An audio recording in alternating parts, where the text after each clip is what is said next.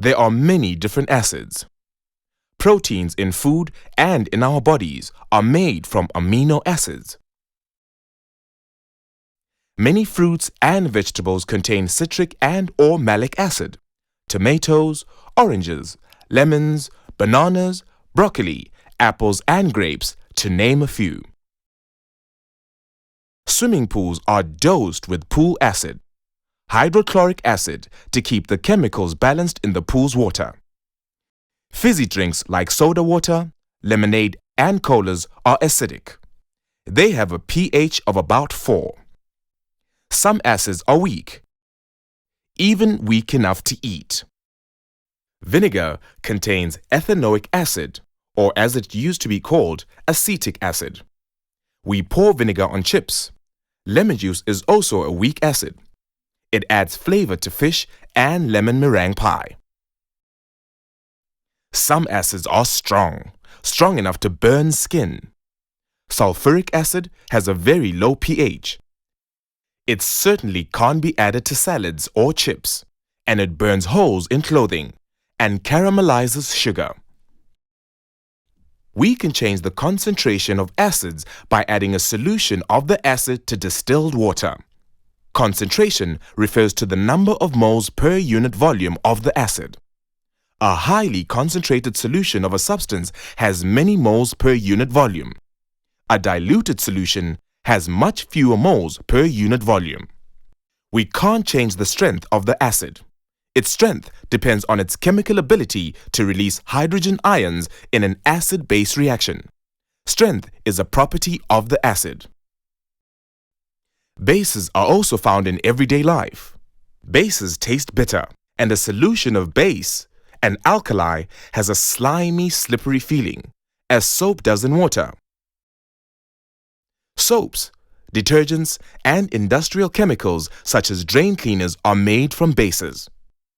In the laboratory, sodium hydroxide and potassium hydroxide are commonly used in acid-base reactions. Bases neutralize acids. And of course, acids neutralize bases. An acid is completely neutralized when an equivalent amount of base has been added so that the acid can no longer produce hydrogen ions for reactions. The acid has met its match, and so has the base, when neutralization occurs. We call this stage in the reaction the equivalence point. We can use an indicator to help us determine the equivalence point of a neutralization reaction. Indicators are organic dyes which change color at different levels of pH. You may have noticed that black tea turns a lighter amber color when a few drops of lemon juice or any other acid is added to the tea. Black tea could be used as an indicator. Limestone, whose chemical name is calcium carbonate, is also a base. Many buildings and monuments contain limestone. Limestone contains calcium carbonate. As the centuries go by, these monuments are eaten away by acid rain as the calcium carbonate reacts with acid. Fine details of their original structure are lost as acid rain water reacts with the base. Did you know that the pure water is only found in chemical laboratories? Pure water has a pH of 7. In nature dust, gases from the air, minerals from rock over which the water flows are dissolved in water. The pH of water found on Earth is seldom 7. It is often a little below 7, somewhere between 5, 6, and 7. Pollution from mining, coal-burning electric power stations, and motor vehicles fills the air with sulfur dioxide and nitrous oxides. When water mixes with them, even the rain becomes acidic. The interesting thing is that water, although it has a pH of 7, is the most common acid and base on Earth.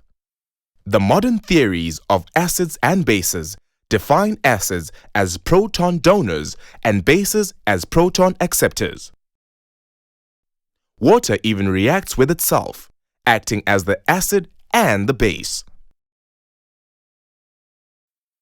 The acid-base balance in our digestive systems is vital to processing food for use in our bodies.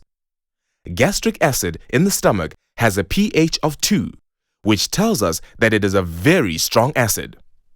Sometimes the balance of acids and bases is wrong, and we get acid indigestion or acid reflux. The stomach acid is moving out the stomach and up the esophagus. The tissues there are soft and not designed to withstand pH 2 solutions. The remedy is to take an antacid tablet to neutralize the stomach acid. Well, the antacid tablet doesn't completely neutralize the gastric acid. It merely shifts the chemical equilibrium back to pH 2.0. It would be disastrous to neutralize the stomach acid completely. We are designed to function with acid in the stomach. Chemistry is about understanding how substances behave when they react with other substances, and about explaining how and why these things happen. Acids and bases often make the most colorful chemistry come to life.